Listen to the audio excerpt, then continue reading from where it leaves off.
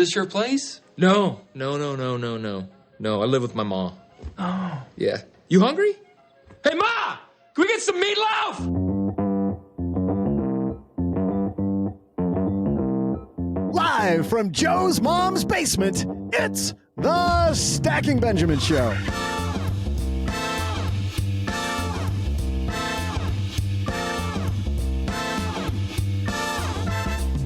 I'm Joe's mom's neighbor, Doug, and on today's show... Wait, what? We're talking about that company. Does Joe know? Oh, he does. Oh, he took his meds. Okay, good. On today's show, we're tackling the Voldemort of brokerage companies, Robinhood. Oh, God, I said it out loud. What hidden fees and expenses are in your budget, in your life, or in your brokerage account? Our panel will dive in, featuring the woman who's so frugal she made a podcast about it with a friend, Jen Smith. Plus, the guy who says hidden fees are not the answer to your retirement. It's the retirement answer man himself, Roger Whitney. And the guy who pities the fool, who stands for hidden expenses, OG. Plus, these three will also throw down halfway through today's show during my epic trivia contest. And speaking of hidden, now a guy you gotta hide the donuts from. It's Joe Saul-Sehy. Oh, man, if there are donuts around and not those abomination cake donuts, we're all in trouble. Hey, everybody. Donuts. You don't like cake donuts? Cake donuts suck. It's just, I mean, What do you need, gross. glazed? Are you a frosted guy and eclair with the filling? What's your... Yes. He's foo-foo. Yes. He's foo-foo. Just give me the holes. No. I really, Roger, I don't like the foo-foo donut either. Give me a straightforward Dunkin' donut, Cake donut. Like a cake Boston donut with cream or frosting on nothing. it? Yes, Boston cream or absolutely. nothing? The Boston cream, Jen. That's Okay, I'll take that. exactly. I'll take That is Yes. the right answer. Yes. Welcome to Jen Smith Rocks podcast. I'm Joe Saul-Sehy, Average Joe Money on Twitter. And we got a great show today. As you can tell, we're not going to get off topic at all. We're going to have no squirrel moments about donuts because I really don't want to talk about Robinhood. Robinhood in the news with some fees, but let's meet all of these people first. First, the guy across the card table from me, Mr. OG is here. OG, how are you, man? What's up? You know, just Robinhood, just feeling good because we get to talk about this moronic company that people continue to keep using for God knows what reason. Because Can't it's figure it It's out. the company you keep, like New York Life. The branding works. Boy, is Robinhood. They steal from the poor and line their pockets with that money. Line their pockets by the rich. Wait, what? And the woman who is your frugal friend is here. I already introduced her once, but Jen Smith is with us. How are you? I'm doing great. I've never used Robinhood, but I am excited to talk about it and pretend to be an expert. Excellent. Well, we're not actually talking about Robinhood, as you know, Jen. You are an expert in today's topic, which is Jen don't pay no extra fees. I love talking about hidden fees. I go deep in this one. We are so excited about that. And the guy who goes deep on retirement, deep to the wall, Mr. Roger Whitney's here. How are you, buddy? I don't even know what's going on, the news about Robinhood, so I'm excited to hear this. But This is brand new stuff, Roger. This is stuff that when I saw this, I'm like, really again? How can a company F it up this many times in a row? And people still get on me. They're like, well, Robinhood's a new company. They're not a new company. They've been around for, I think, how long, OG? Like 9 years now? 9 years? 10 years, I think. Yeah. Yeah, they've been around for a long time. Well, they're a new company. No, they're not a new company. Well, they give you all this cash. Yeah, okay, but then they take it from you with all this stupidity. They get in trouble with the SEC with stuff that either they should. Anyway, I'm ranting already about these guys. But Jen, how are things going on the Frugal Friends podcast? What's happening there? It's great. We are doing a lot of episodes kind of around our new book, Buy What You Love Without Going Oh, you Broke. have a book coming out. It's out in January. Yeah, it's all about how to align your spending with your values and get more of what you love without going broke. I have a copy of Jen's book and I've been flipping through it, and this is going to be so fun. We're going to have Jen on early next year when it comes out. And you and I have another thing in common, besides the fact that we're both cool people and we like Boston cream donuts. We have the most awesome agent in the world for our books. Heather is an angel, and she has helped us a lot through the publishing industry that is much, much different than podcasting. So crazy, isn't it? Yeah, any digital industry, it's so different. I'm surprised you have a smile on your face because I spent most of my time angry. Like, Laugh to keep from hell? crying, right? Yes.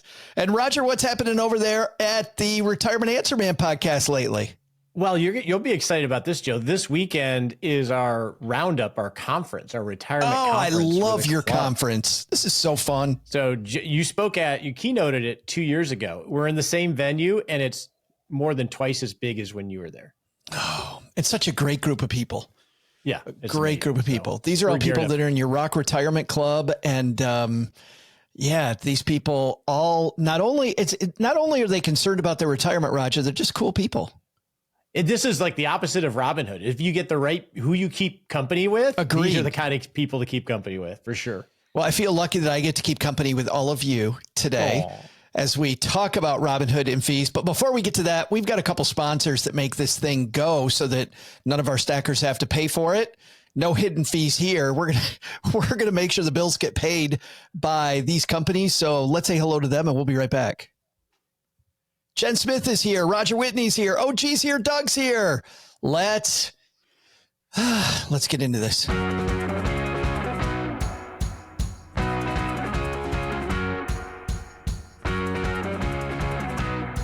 Our headline today comes to us from the Wall Street Journal, and it is written by Alexander Osipovich. Alexander writes a shocker of a headline to me, a guy who's always loved Robinhood. Robinhood touts rock bottom fees for options trading. Then comes the hidden cost. So what they do when it comes to trading options, first of all, most of our stackers shouldn't be trading options. Let's start there. But just in another thing that Robinhood does well, they tell you that, hey, we're going to charge you next to nothing for your option trade. And then they make what's called the spread, the difference between the two, what you pay and what the other persons gets almost 7% of what the transaction is overall. E-Trade is next when it comes to high fees. They're just below 6%. TD Ameritrade, that spread is at 4%. Schwab 2.5%, Fidelity about 1.6%. Vanguard, I don't know how this graph works because Vanguard loses money on every options trade apparently, but makes it up on volume. The Vanguard goes the other way. God bless Vanguard. But these things, OG, I want to start with you because options trading, bond trading, these are areas where companies can really hide fees. Can you talk about this thing that I'm talking about, the spread? How's Robinhood getting away with so much in hidden fees when it comes to options? Well, it's not just options. It's really any sort of stock trading. There's going to be a little difference between what you see the price. So when you see the ticker price for Disney is $50, right? That's the middle price between what people are paying for it and what people are willing to sell it for. So if you own Disney, you might be willing to sell it for $50.01, but somebody wants to buy it for $49.99. So there's a little bit of a gap there. And then the market makers, or in some case technology, a lot of times technology, would actually just come in and say 50, right?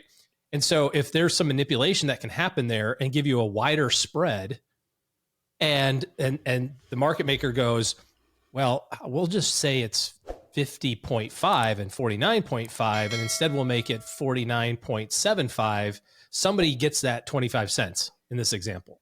And it's probably not even 25 cents. It's probably like 0.00001 cent or some relatively insignificant number in the haircut in the dollar.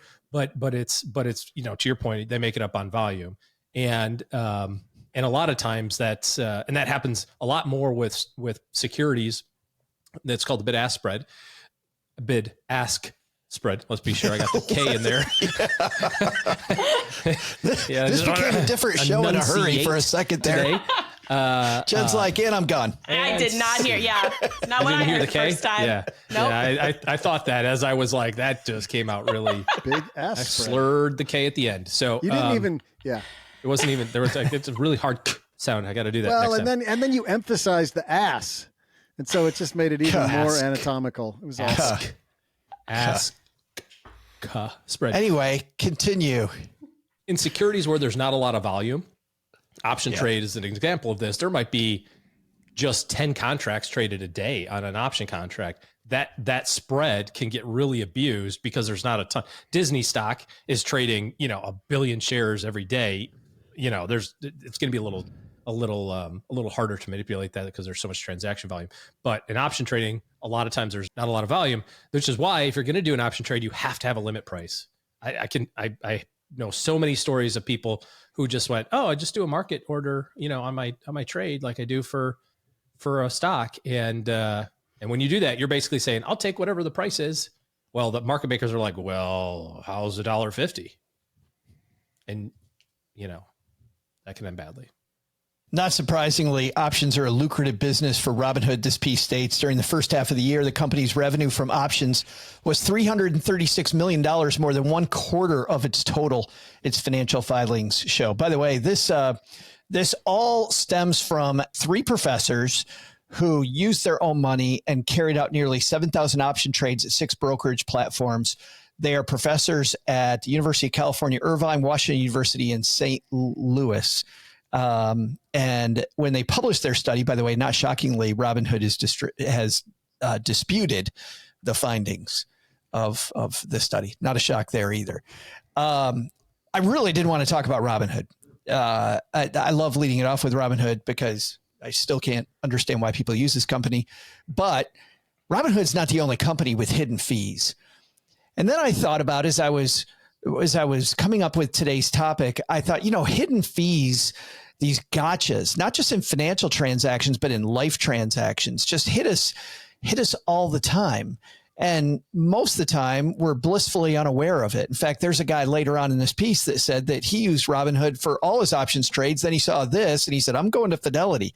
I'm moving because I never knew that I was paying this much. But not only hidden fees, there's also sometimes hidden costs where things look like they don't cost much money, but they end up costing you in other ways. And I'll give you an example that OG and Doug want to hear. And that is, I recently went to Peru and Chile. Is there going to be a slideshow?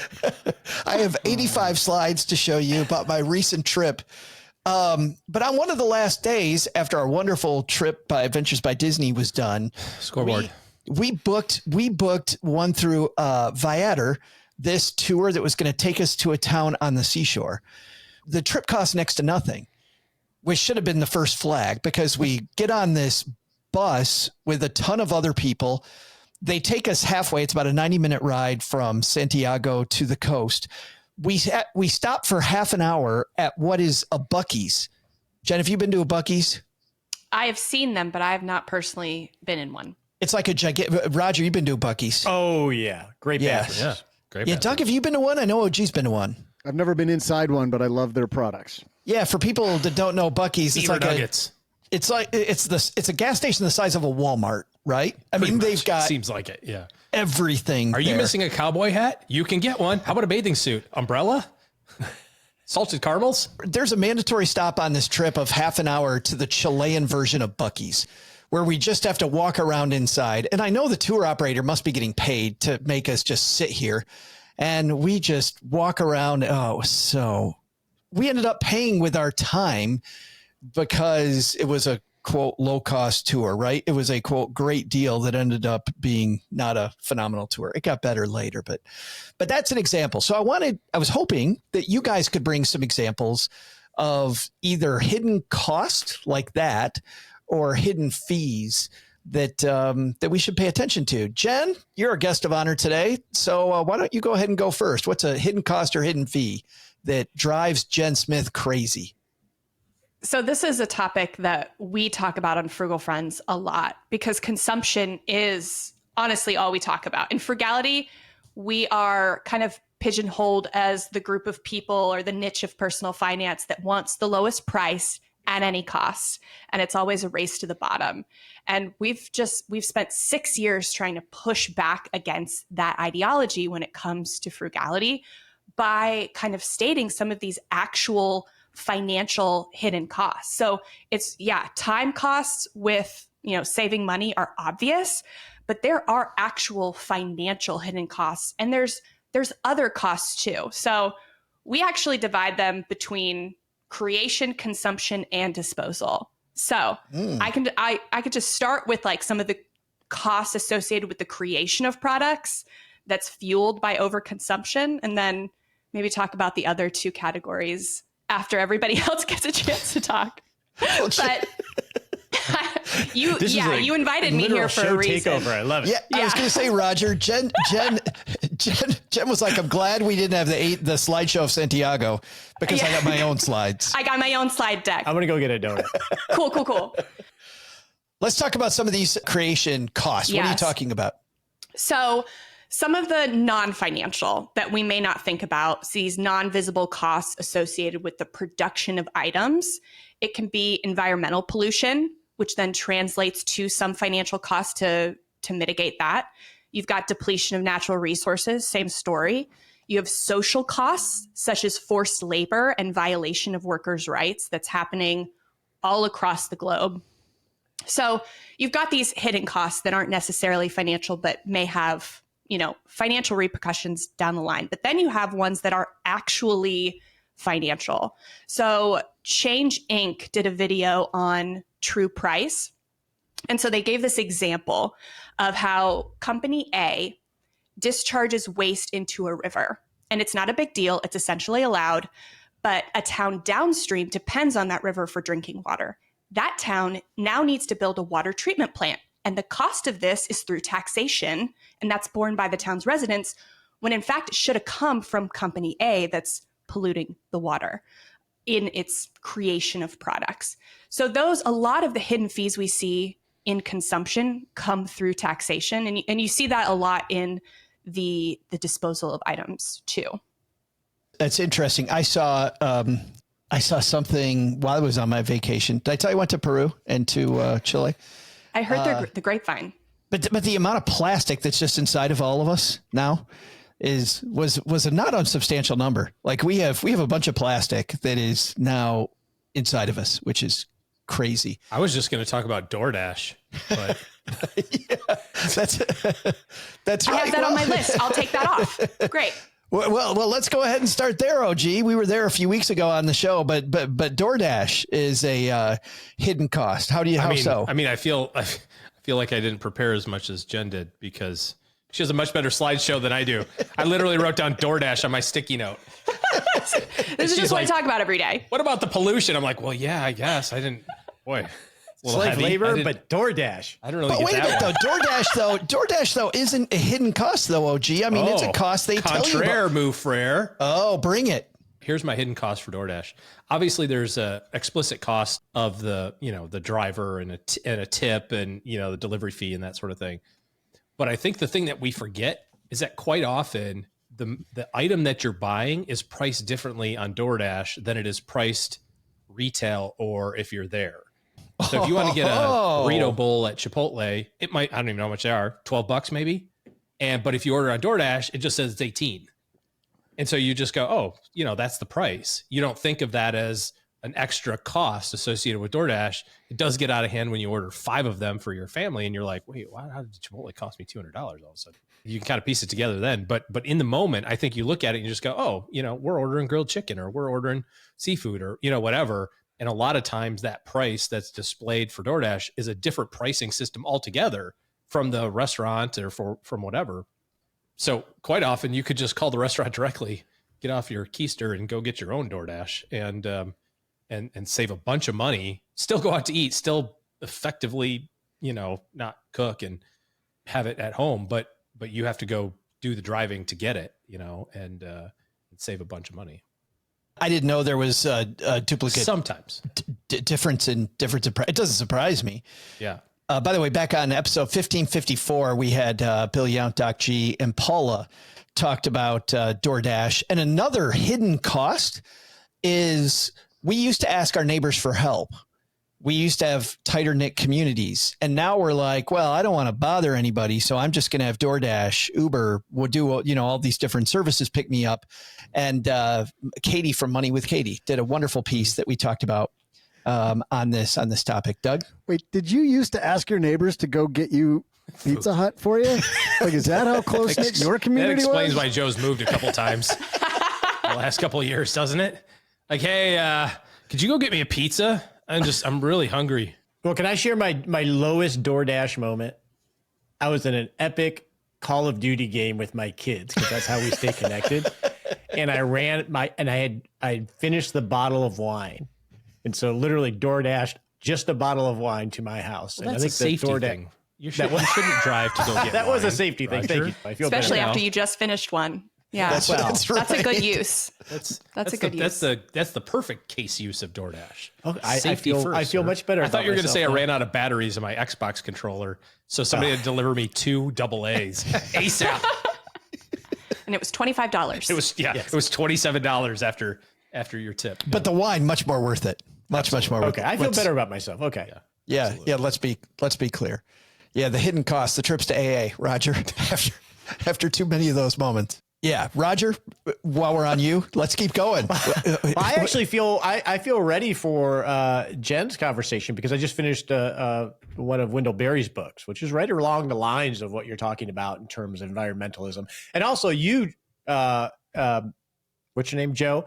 About community. Wendell Berry, talks a lot about losing community. When I think of hidden fees and costs, I think more of time than money. I think more of time of this is my view. We live in an information economy, right? We know that. The internet is almost unusable because every single place that we go on the internet, with a few exceptions, are trying to sell us something.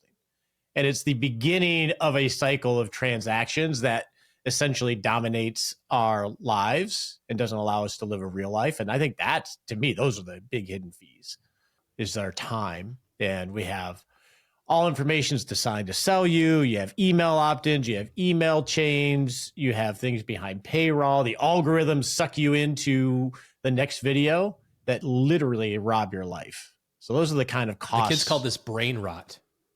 Oh, yeah. This is the Matrix. That's the phrase that the kids use. Brain, yeah. It's you just sit there and like doom scroll on YouTube Shorts forever, and it's like, the kids they'll come down and they'll be like, Caroline has brain rot because she's just like. That's usually a pairing that I have with my wine. Brain rot. I do try to. That's what Joe had in. I prefer bed rot. Bed rot is another popular pastime. Yes. Just staying in bed. Mm-hmm. Just hanging out, sleeping more. I'm on that train. Mm-hmm. That's yes, absolutely. 100%. But brain rot though, that's not new, OG. I mean, I remember like my grandma, even Doug, remember that'll rot your brain? Stop watching that. You'll rot your brain. Like I'm sitting there watching MTV in the 80s. That'll rot your brain. Oh, I got that when I was watching PBS when I was a kid. PBS will rot your brain. Those National Geographic specials. Conservative. Roger, you're going to say? But this is on hyperspeed. Yeah. And with AI coming, it's going to exponentially get worse. Where I think the internet's going to be unusable for safe information without some commerce reason behind it. I feel like the tech companies, to your point, Roger, have decided that we can't be bored. We need something to fill every moment. We're happy to with our brains I mean, look, just go on Netflix and see how could you remember back in the pandemic, those memes where somebody said, I finished Netflix. Like I watched all of it. That is impossible. It just isn't. There's too many channels. There's too much stuff. Every day, more user content is created on YouTube than is all of recorded television history. Every day. Every day. And they're all designed to keep us watching. Michael Easter had a great book, The Scarcity Loop. I mean, it's scientifically designed to manipulate us. Absolutely. And we're all in it at some level. I think that's a huge hidden cost. Not that this is a negative cost, but it's a different cost. You're talking about community. The school that my kids go to this year said no exceptions, never, never, never, from the time the bell rings until the time the bell rings again. No cell phones, period. Love it. And the first 2 weeks were like, the parents were like, are you kidding? What if I need to get in touch with my kid? And the kids were like, this is awful. What are we going to do? I have to talk to people. And then in week 3, it's kind of calmed down a little bit. I've been off of social for almost 3 years now, except Reddit, which I've added.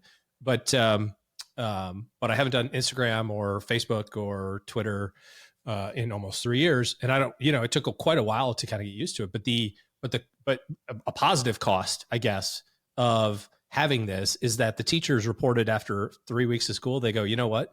It used to be the classes let out and it was quiet. You could hear like the shoes squeaking as the kids were going from class to class. And now it's so loud, you can't hear anything because all the kids are talking. They actually have to have conversations with one another because they can't have their heads down and playing on their phones while they go to the next class. So I think that's a great thing. It's not a cost in a negative sense, but but there was a bunch of controversy, kind of what you were talking about, Roger, early about technology, like you're taking it away and what are we going to do? And all this negative connotation. And now I haven't heard my kids talk about it in weeks, now that they're 6 weeks into school. When we think about consumption, I mean, and Jen, I bet you know this from your research. I could probably spend, thousands of dollars sitting here talking to you. The ability to purchase things so quickly is a fee that just, there's no friction there. Yeah. Frictionless payment is a very profitable fintech niche. So, I mean, yeah, we see that a lot. People want you to impulse spend, and their sole job with their software product is to make it easier to spend without thinking. A very good example that, Jen, is when, let's say, a hypothetical podcast forgets a sponsor spot, and they are reminded partway through the segment that this episode's brought to you by State Farm, just hypothetically.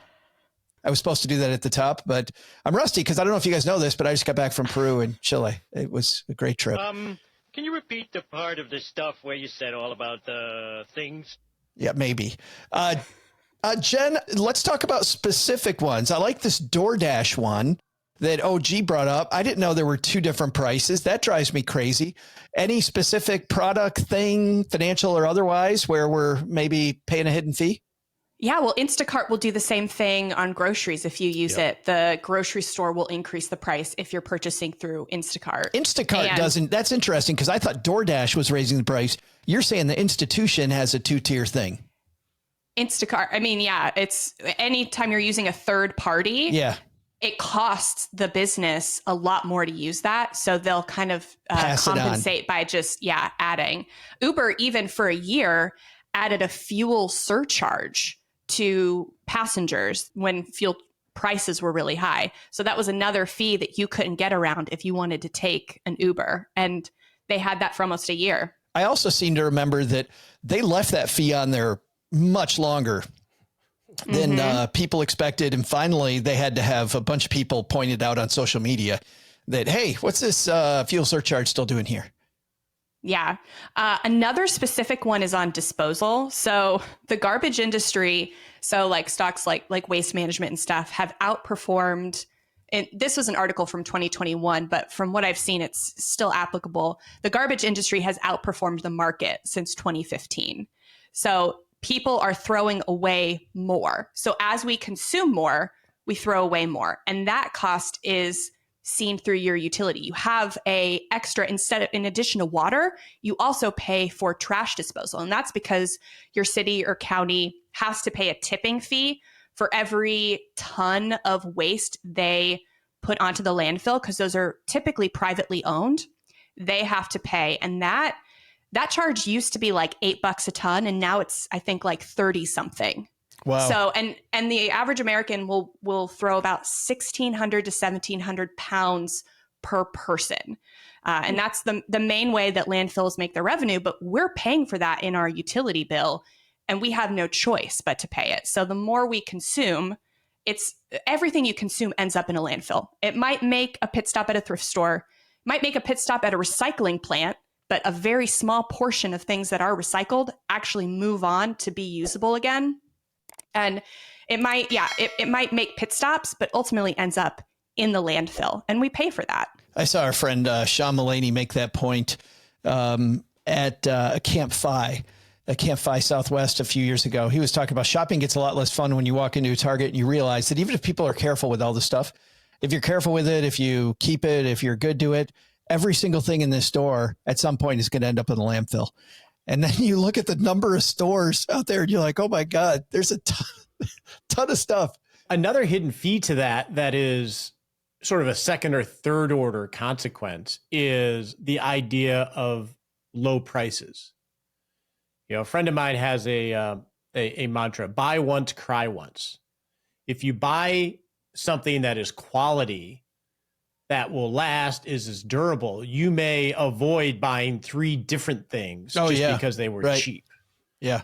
Which everybody wants cheap, but they forget, or they don't notice the cost that it's going to break or it's not going to be adequate. So they're afraid to buy quality because they're so focused on the price that they end up buying more. Doug? Yeah. Something about what you just said, Roger, made me think about a lot of, I'll say, lower quality furniture stores. That's what came to my mind for some reason when you said that. They'll have these no interest payments until 2028 if you buy this couch right now.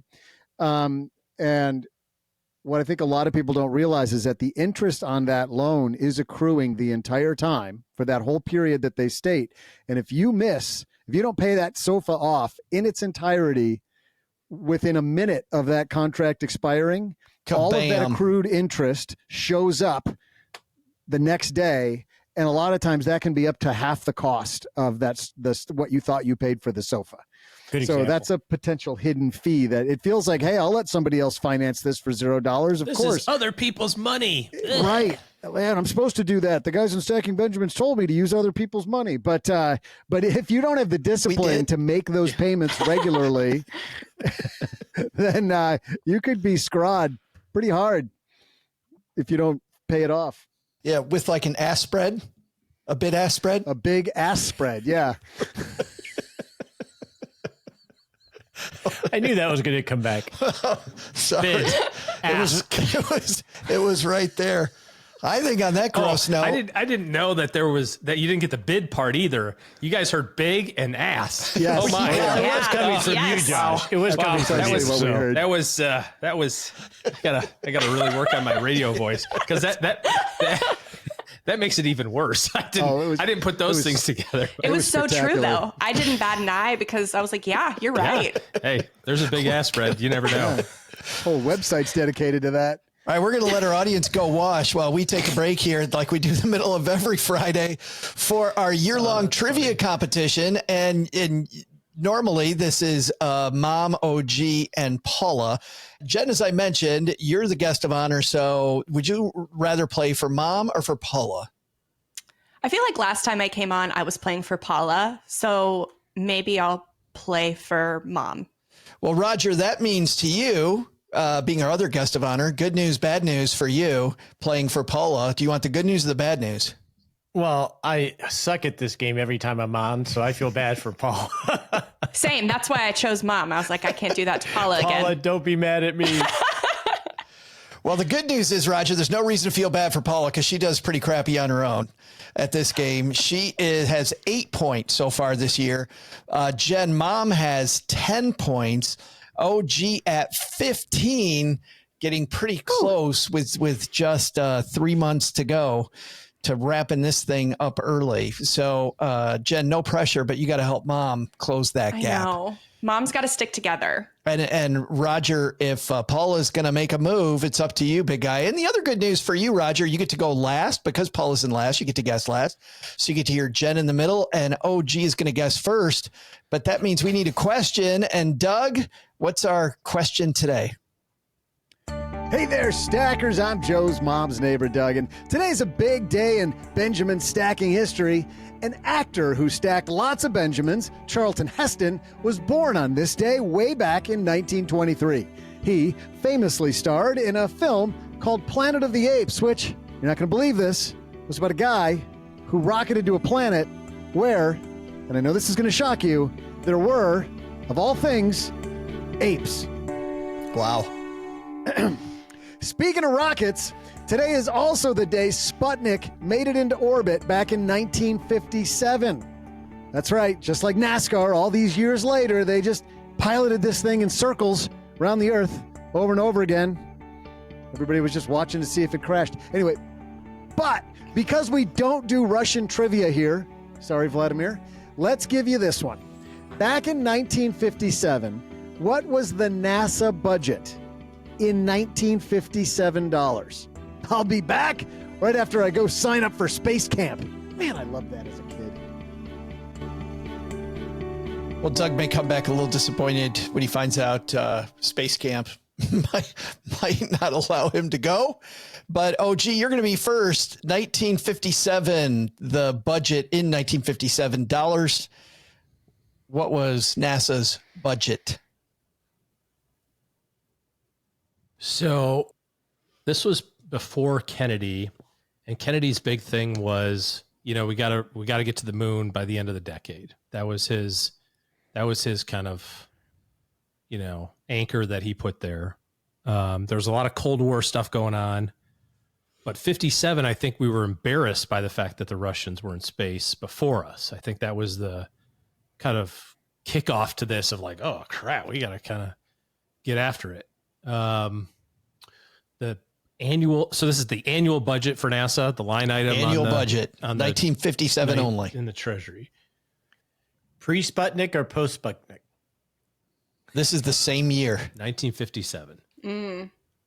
So, okay. Concurrent Sputnik. Yeah. Good Lord. So what do we have? 100 trillion in debt right now. So This is like your slideshow.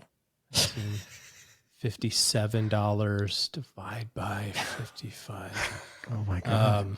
Carry the It's like one. Always Sunny in Philadelphia. Seen Limitless, where the guy's got all the numbers. Like that's like what's going on. Yeah, I'm sure that's what's going on in your head right now. 100% sure. I'm going to say that the budget for NASA in 1957 was a mere $7,495,398. Oh my God, really? This is my way to make it so Doug doesn't have to. Doug just goes, and OG wins. Wow. What do you think, Jen? 7.5 million, roughly. I'm going to go 12 million. You're not going to take 5 hours to give us the reason why? I, in my head, originally thought 57 million. And then OG's guess was so low that I was like, okay, I'll just do $1 million a month. There you go. Just a cool $1 million a month, Yeah. Pocket change to get like you. Yeah. Duh. I feel like that's reasonable. If you started with 57 million, then NASA was pretty damn frugal at 12 million, right? The frugal friend would go. Well, I remember it being a pretty low budget, like from what I have heard, like learned about history. Like it was pretty frugal. Yeah. Watching Tom Hanks with the duct tape and in the Apollo 13 movie. Yeah. I assume that's what it was like. Yeah. Well, Roger, what do you think? And you got 7.5-ish. And you've even me, OG, I'm not going to say all those numbers. 7.5 million. Jen's got 12 million. What do you think? I was at 58 originally, Jen. So we Wow. were pretty close together. But I'm just going to wow. have to, I'm going to do the Price is Right strategy. I'm just going to have to go 1 cent higher One set higher than Jen. than Jen. 12 million and 1 penny. There we go. Well, is Roger right to take Sorry, the Jen. upside? Should he have taken it? But by the way, Paula Pant, her gut feeling is Doug's doing almost the always math. wrong. Yeah. Doug's like got the So is abacus mine. out. Like he's like. I don't think it advocates Roger's got 12 million in a penny. I love the sound effects. Jen at 12 million. OG at 7,495,398. Who's right? We'll be right back. OG, you anchored everybody who was thinking 57, 58 million. They came way down after you said 7,495,398. How do you feel about that number? Because they still think that you're low. Yeah, I mean, I have absolutely no effing clue, but I feel like there could be some chicanery going on here of like there was no NASA in 1957. It didn't start until Sputnik. Zero. And we didn't kick it off until they, so they only had I like that. There is smart. precedent, Doug. We have done that before. We've played that game. Jen, I guess the good news, since Roger took the upside, is you still got between $10 and $12 million. Okay. I'll take Roughly. anytime anybody says that to me, I'll take it. And you still got between 10 and 12. Didn't really work out, but you got between 10 and 12 million. So I'm not too good for that. I mean, Jen, from one author to another, you do have that big book deal money. I mean, come on. Oh, yeah. I'm rolling in it. I got LASIK with my first advance. That's about all that paid for. I was like, I'm going to need eyes to write this book. That's it. So I justified Joe's it. like, you got an advance? Yeah, what? A what? You got what? What's an advance? I You know. got money for your book? You guys are getting paid? I got Boston cream donuts. I got those too. Roger, with your book, you know all that book money. I mean, roll it in it. I am. That's why. Yeah. Yeah. I want. 12 million and one penny. How you feeling? I'm feeling good. I other than this little hiccup thing about it might not have been established. That scares me a little bit. Ooh. Well, let's see. Doug, were you playing around? Who's going to win this thing? Hey there, stackers. I'm Trivia Rocket Driver and the guy who's always ready for re-entry, Joe's mom's neighbor, Doug. I don't know what that means, but it sounded funny, so I went with it. Here was today's totally Sputnik-denying trivia. What was U.S. space program's NASA's budget way back in 1957 in 1957 dollars? Well, sure, NASA didn't exist, but the NACA sure did. That was the National Advisory Committee for Aeronautics, which was the predecessor to NASA, and they sure as hell had a budget, OG. The answer? Well, I can't tell you that just now. It would have been $940 million in today's dollars, but I will tell you that back in 1957, OG was off by just $81,505,000 and some change. Jen/Mom was off by $77 million, and Roger and Paula, well, they were off by $76,999,999.99 because the real answer is a cool $89 million in 1957, making Roger and Paula our winners. And now back to our hidden fees. They like me. They really like me. I get your point, Josh. Point of note, did I not hear you say that NASA was not in existence in 1957? There was Thus, a space they had no agency. budget? How am It I wrong? rebranded. Same company, but rebrand. No. Same company. No, Same that was, brand. I, You know all I need about a that. I need a stacker judge Yeah, it's just renewal. a rebranding. You know about rebranding. Paula/Roger wins. And the good news for you, Jen, is that since you said 57 million and Roger said he was thinking 58, he would have gone $1 higher anyway. Yep. So I need some stacker love here on some judges need to review this ruling. I think the officials got this one wrong. You know, the S&P index was not 500 stocks before 1959, so we still call it the S&P. So similar rebrand. Thank you, Roger. And OG, it's not like, I mean, Paula would have to win every single trivia from now till the end of the year to even threaten your current lead. So just chill the F out. yeah. Hey, let's bury that discussion and get back to our scintillating discussion about hidden cost, hidden fees. And let's go. Roger, give me one that's just more straightforward financial stuff. What's a financial product where we really need to watch out for the hidden fees? A financial by far indexed universal life insurance or annuities, any insurance product. Those are so great, Roger. For me to say. With all the guarantees, and you can't lose money, and they're better than 401ks. There are so many hidden fees that cause the result not to come out the way that you think it is. Do you know what's funny for me, Roger, is that while I totally agree with you, the biggest gotcha of all in those products are the you can't get out fee. The fee that they don't, end, yes. Yeah, the fee they don't slap on you. They have all these fees internally, so they're going to be a leech on your financial statement. But if you try to get out, the fees are even worse, which means you'd rather let the leeches just feed off you for a while. Oh, yeah, 100%. I was including that in there as well. It's just put money into a product that's going to grab it. You know, a million different hands are going to go into it. Yeah. OG, a financial product. So, not necessarily a financial product, But kind of, we talked about this last week or earlier this week, depending on banking, right? We talked about how interest rates change and how they will adjust not in your favor.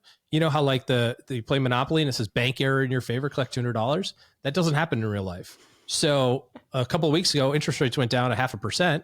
Yay, if you're borrowing money. Boo, if you have money. But immediately the next day we got all the emails going, hey, so 0.5% lower. Okay, that checks. We're going to lower the returns on your savings account. Yeah, I mean, hey, we all have 0.5 point lower. Everybody got that. Well, but wait a second. Does that mean all of my borrowing also went down 0.5%? Oh no, we'll do that sometime. And then when people complain, like you were talking about the Uber thing, right? And I thought about that immediately. It's like, well, they're going to keep the borrowing costs as high as they can and lower the giving costs very quickly. And then just say, oh, yeah, I guess we could adjust this a little bit, and all of a sudden, that spread, that difference between what we were borrowing, the cost of borrowing and the cost of saving, it got wider, and that cost is entirely borne by the consumer. If you're borrowing money, obviously, if you're not borrowing money, this doesn't affect you as much. But I think that's a sneaky thing. I think everybody thinks, hey, interest rates went down 0.5%. My credit card interest is down 0.5%. It's like, no, not until enough people complain to Amex, then they'll lower it 0.5%. So yeah, kind of. And if you try to refinance to lower your interest, they're going to charge you a fee to refinance. Yeah. So that diminishes your savings. Or they say, well, I know that the Fed went down, but see, our rates are not tied to that. We use this other thing that isn't that. So it went down, but only by 0.25 point. You're like, what the F? What about title insurance? Just a random thought. There we go. Title insurance as a percentage you of insure the your property. title, don't you, Roger? You just bought a house. 1%, not 1%. But the insurance, title. Need to insure it. From all the people who are trying to steal your title. I used to love to steal a title back in college. It was so fun. It was awesome. We'd go out on a Friday night and be like, yo, this is what we're going to do. I'd steal the title, call myself doctor from time to time. Is that what we're talking about? No, maybe something else. Stole those too. Well, you brought up a good one though, Jen. The number of hidden fees that can exist in a mortgage refinance or just getting a mortgage can be massive. Oh yeah. It's sickening. Like even I was buying a car a few years ago and from dealership to dealership, there were so many hidden fees that didn't have title recording that didn't have fee. Definitions that everyone could even agree on. I had like the same minivan at two different dealerships. One had higher mileage, and had but leather seats, adaptive cruise control, and the other one had lower mileage, but it was more base. So same price. At one dealership, it was $4,000 more expensive because of fees. And then at the other dealership, it was just the price that was advertised. So really where you purchase a car even makes a big difference in how much you'll pay. You got the one with more bass though, right? Because that's sweet. When you're rolling down the highway and you got more bass and it's just other cars are vibrating. Cloth seats, big bass. Yeah. Deaf children. Not born that way, but is that the same as played a lot of music. Bid-ask? The bid-ask spread between these two minivans was large. It was a bid-ask spread between the prices of those fans. And that is interesting, getting a car. I mean, I was just trying to play and it's not going to come up. I can't find it, but from the classic movie Fargo, right? You got to get the Scotch Guard, like all the fees. Or the people, I remember going into a dealer when I bought this really inexpensive car and I wanted to pay cash. I think the car was going to be $6,000. It was sitting out on this used lot. And they were infuriated. They were like, no, you gotta finance it. Cause as we've talked about before, you guys know, they're not going to make any money on the car. They're making the money on their deal with the financing. The last time we went to buy a car, we bought a minivan on New Year's Eve. That's a great time to what else is there to do? Nothing. Let's go shop for a minivan, sweetheart. Ooh. And the guy's like, all right, cool. So we just need your social and we can get the paperwork going. I'm like, you don't need my social to buy a car. He's like, yeah, we do. I'm like, no, you don't. He's like, yeah, it's a company policy. I'm like, I don't give a crap about your company policy. You don't need a social security number to buy a car. I have a big bag of money and I'm going to give it to you. And then you're going to give me the keys to the car. This is how this is all going to work. And, it was all back and forth about like, why are you not financing this? That's where we got to, right? It was they freaked out. We want to run your credit so that we can, wine you and dine you about the big ass spread about the,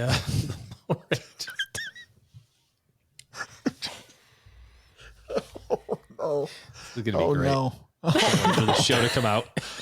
Oh no. Yeah, I actually did finance this van. So I've bought a car in cash at a dealership and I financed, and Double dipped. I like it. Baller move. I know I'd like to try everything.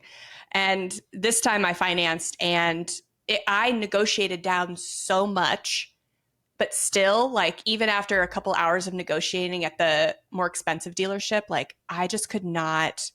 I almost said yes just because I'd spent so much time there. So there was a time cost, like that It's sunk also cost. part of the sales process. Mm-hmm. Wear you down. Even if you pay cash, you can't get out of there quick. Yes. Yeah. So the experience was the same. There was no advantage either way, but I had to just take it. It was actually easier to get out of there when I financed than it was to pay cash. Wow. Honestly. That says a lot.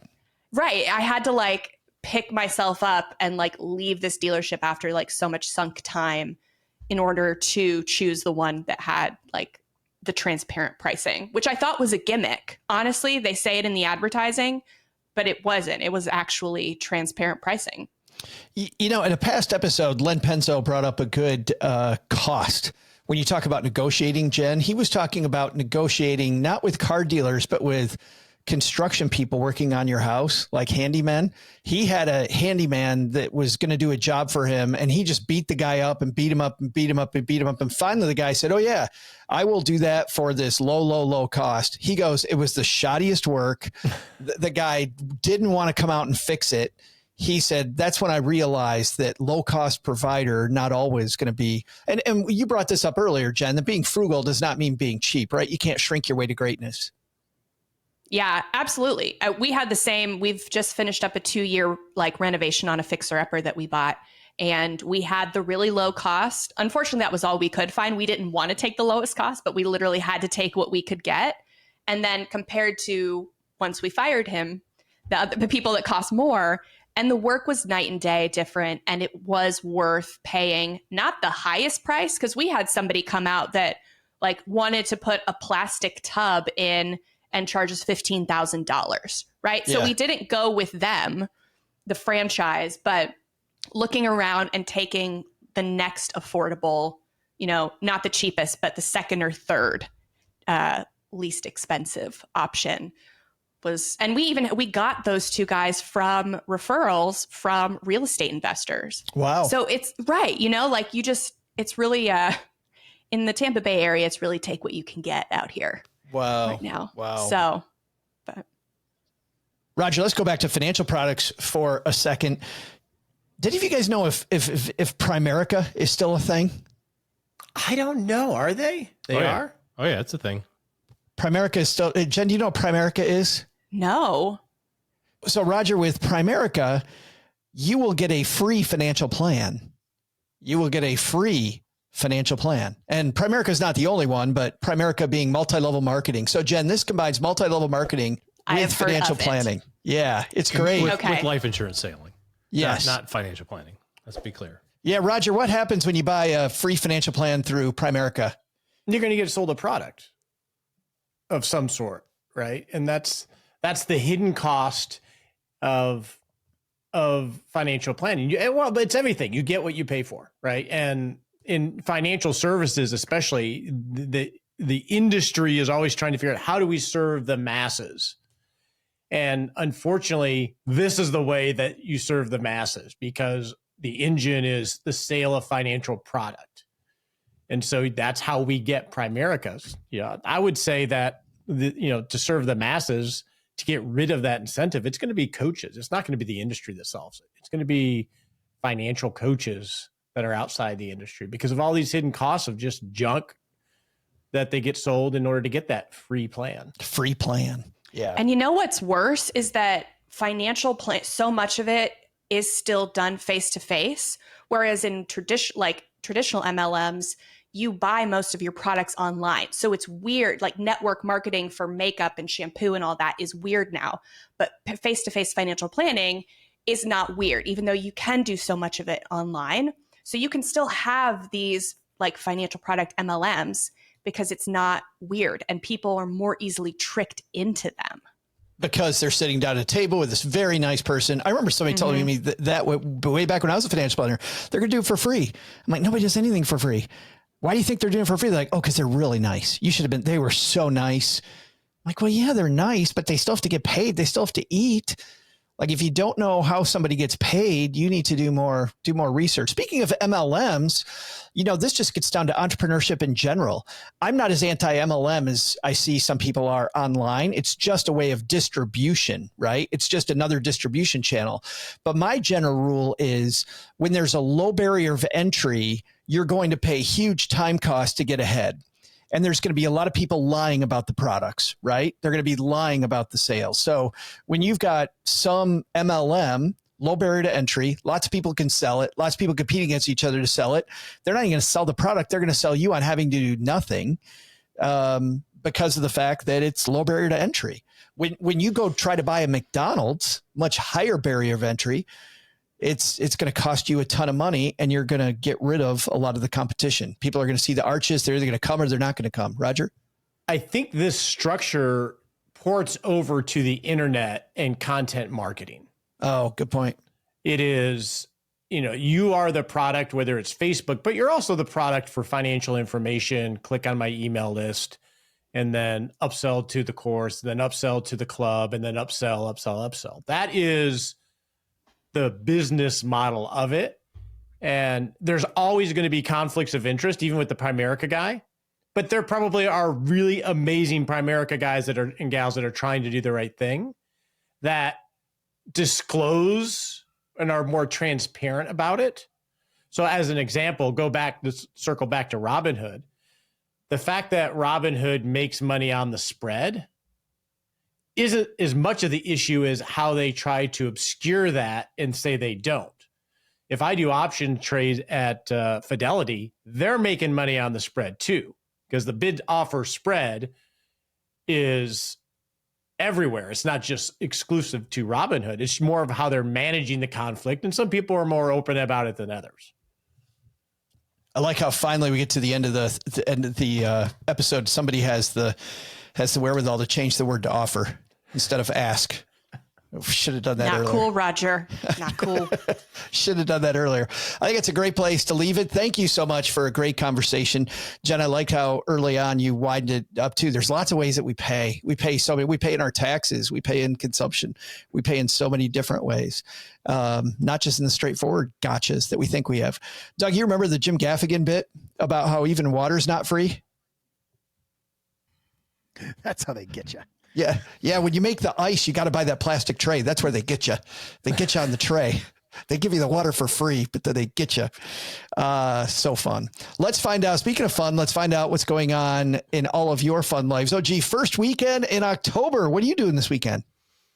Oh, I have a very exciting trip to Midland, Texas, and I'm going to hang out there for a couple of days and then come home next week. And next week I play in a golf tournament. So that's really the more fun, exciting thing. I do my trip and then come back and play some golf for fun. Midland, Texas reminds me of that Dave Attell joke about Dayton, Ohio. Doug, you know which joke I'm talking about? I don't know that one because I only listen to clean comics. Yeah, Joe. right. Look at your nose come out.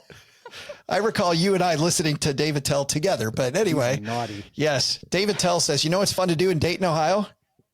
Get the out. That's what's fun. Wow. Midland is a much nicer town than that. I will admit. So. He bleeped it out. But anyway, that sounds like fun. What's happening? Let's talk to our guests. We'll have Jen gets to go last. Roger, what's happening at the Retirement Answer Man this weekend? So, yeah, this month on the show, we are exploring how to think and great mental models to improve your decision making. when it comes to any kind of financial planning, there's plenty of information on what to think about and all the technical aspects of thinking about it. But nobody really focuses on how do you think about things in an organized way to get to better decisions. You gave a wonderful presentation on this topic at Camp Fi a year ago when we were together. I think how you think about things is where it's at. The process you use to get to, because almost every decision is not black or white. It's a judgment call. And so it's really important that you do it in an organized way. Yeah. Still on that topic. It's funny going through that just in high school. I remember a great mentor teacher I had talking about everything. To your point, Roger, is a judgment call. Your goal is not to get 100% evidence, but to get that evidence as close as possible. So the leap is not very far, build a case, build a case, build a case, build a case. Yeah. And there's little mind tricks you can use, like as an example, the perennial question of what is the meaning of life? Right. If you understand some mental models, you can reframe that question of, well, how do I live a meaningful life? Is probably a little bit more productive. I don't think anybody who heard this show, speaking of mental model, is going to ever forget what the bid-ask spread is. I think everybody's going to remember that for the rest of time. Jen, thanks for hanging out with us again. I know it's about to get busy for you, so I'm glad we got you before the storm hits, which I know is approaching rapidly. But what's happening right now at Frugal Friends? Yeah, so we are doing a lot of interviews and promotion of our new book, Buy What You Love Without Going Broke. And that's at buywhatyoulovebook.com. And that doesn't come out till January 7th. But after you pre-order it, in the meantime, we've got some really great episodes. We've got one that just came out, How to Vote with Your Dollar, with Gigi Gimja, and talking about kind of setting our minds back to a steady ground in this upcoming season, and how we interact with our money is really as impactful as how we vote. And we got one coming up on how influencers are lying to you about their lifestyle and how it's costing you. What? No way. Yeah. Love that one. Say it ain't so. I love that one too. I think of some very specific influencers when you say that. But that is at the Frugal Friends podcast, where finer podcasts are distributed. Anywhere you're listening to this podcast, I know you'll be able to find the Frugal Friends podcast. Absolutely. Pause right now, subscribe or follow Frugal Friends and the Retirement Answer Man, and wish OG much hope and love as he heads to Midland, Texas. I don't know. I'm just making it up. All right. Thoughts and prayers. Yes, that's good. That's because Midland, Texas is a great place. And Midland, I was just kidding. Really cool. And Dayton, Texas, that wasn't my joke. That was David Tell's. It was David Tell's joke. Never your fault, is it? I love you too, too, Dayton. Midland, Texas is awesome. Oh my God. Doug, get me out of this. What should be on our to-do list today, Doug? Well, Joe, let me help you out here. First, take some free, no hidden fee advice from Jen. Remember when she said, well, Jen, you just tell us. There are hidden fees associated with everything to consume, and really the only way to avoid these hidden costs is to make sure we are matching our consumption with only what we value, not what other people are telling us to value.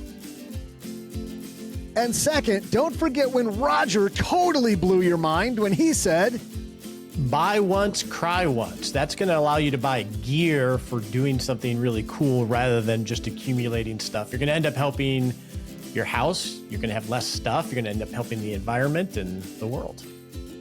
But the big lesson? Don't try to get Joe's mom to watch Planet of the Apes. She says that movie's just a bunch of monkey business.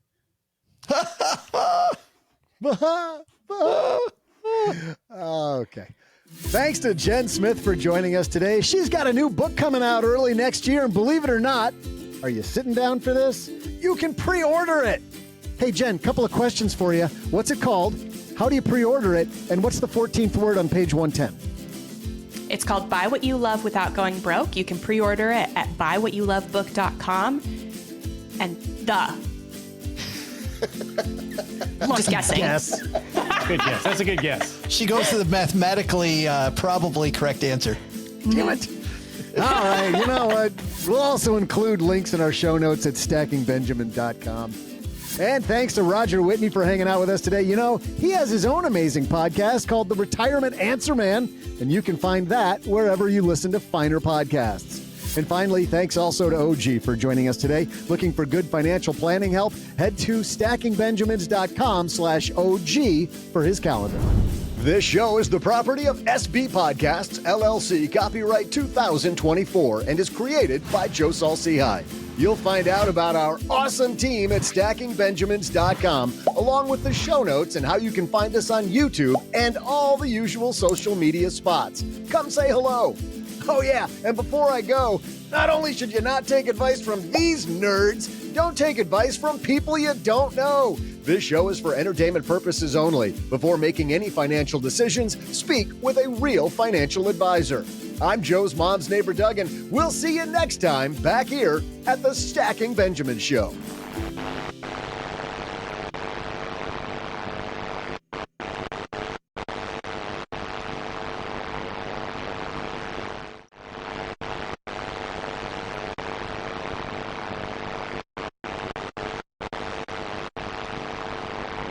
Doug, were you playing around? Who's going to win this thing? Well, let's have a quick pause there, Joe, since we're not live here on YouTube. A, I got to do some math. B, Just say who won. Doug does this thing that I absolutely despise. Which where is why we love doing it. This I do person it. is $51,643,912 off, and this person is $51,961.11 off. Love it. It's like, God, just This is exactly get why we to love the it. answer. Isn't it fun seeing these guys that work together for a long time and how we spend our whole broadcast trying Everything to is piss each other trying off? the other two people. It's like there's three of us, and it's like me and Doug are texting, going, "We can Joe by we do this," and Joe and Doug are texting, going, "Man, if we do it this way." It's like, Have you ever heard about my trip to Peru? It makes me think maybe Jill and I should be doing this more. We usually you just should. like communicate like adults, but I think we're missing out. No, adults. Children, yeah. What are you I know. doing, Jen? What are you doing? sixth grade boys? That's what's going on here. Yes. Yeah.